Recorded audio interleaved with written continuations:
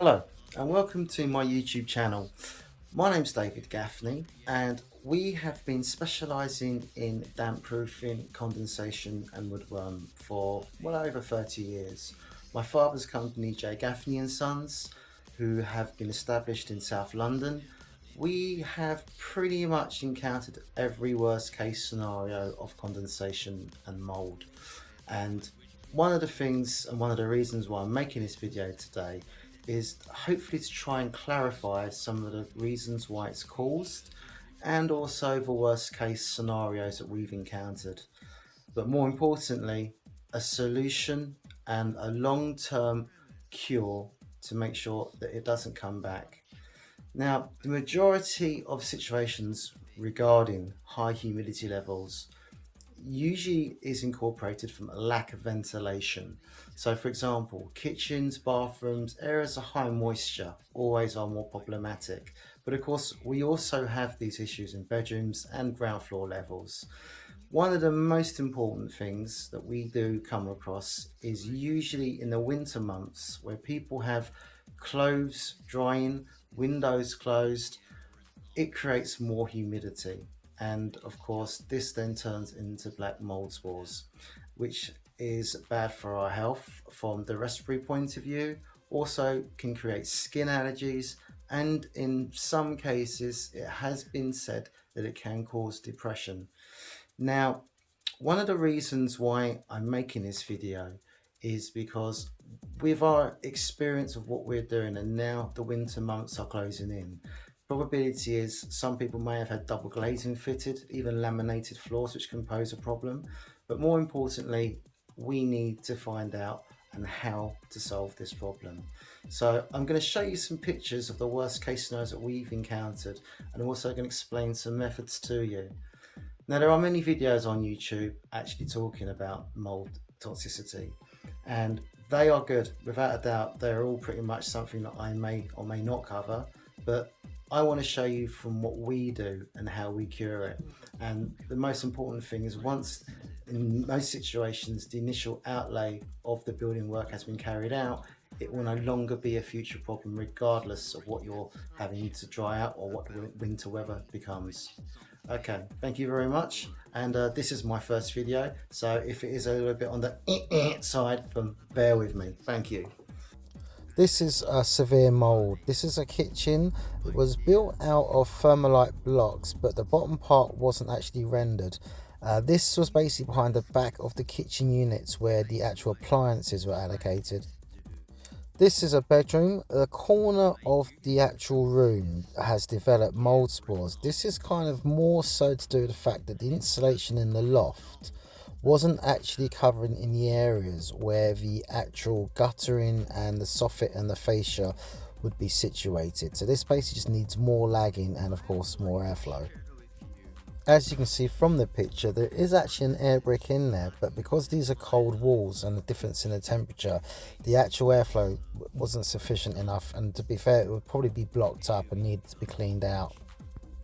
This is a kitchen floor which had a leak. Now, the previous builder decided to put insulation foam with a marine board on top of the floor, and where the dishwasher had actually leaked, the water had become trapped. Now, this has been left for about 2 years before I exposed it. As you can see, there's mold spores everywhere. Extremely bad to be breathing in. This is a very unusual case. So the red, what looks like weeds that are growing up the actual wall, they are a spore, and this is extremely bad. This is all again due to lack of airflow, and this was actually situated on the first floor of a purposely built block of flats, again with the insulation that had been put on the wall. This had no airflow at all. This ceiling has just a mold spore that's developed on the middle of the room. Again, this is from a lack of lagging. Usually when we do lagging, the minimum requirement now is 200 millimeters, and if it's not actually put in the joists correctly, this is the kind of mold spore that can actually come into a first floor bedroom. As you can see from the tiles, the grout has been massively affected with mould spores, and this is something which, although it can be cleaned off, it is a reoccurring problem. Again, this was a rental property where there was at least 3 people having showers a day, not opening windows and turning off the extractor fan.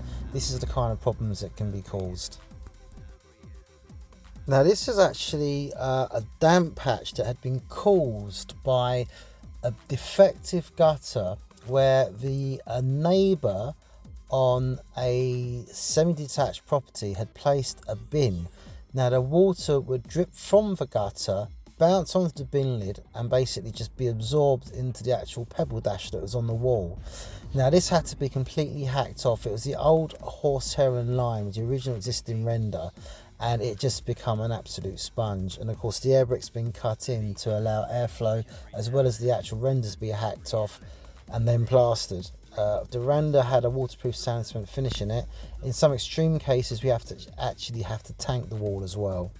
One of our methods of curing condensation, air bricks, usually 6x9, we cut into the existing brickwork and basically we put a terracotta 6x9 air brick on the external side with a lagging barrier, which is just basically loft lagging, a very thin layer inside the cavity, and then a fly screen vent on the internal wall, obviously without any creeper crawlies coming in.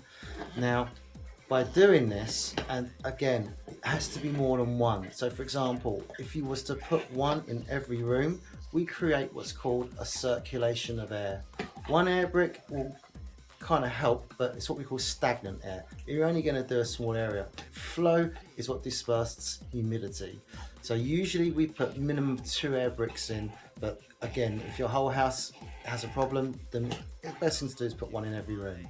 And again, by putting that lagging barrier inside the cavity, we're not getting a freezing cold draft coming in. Most of the times this is the first port of call that we will do.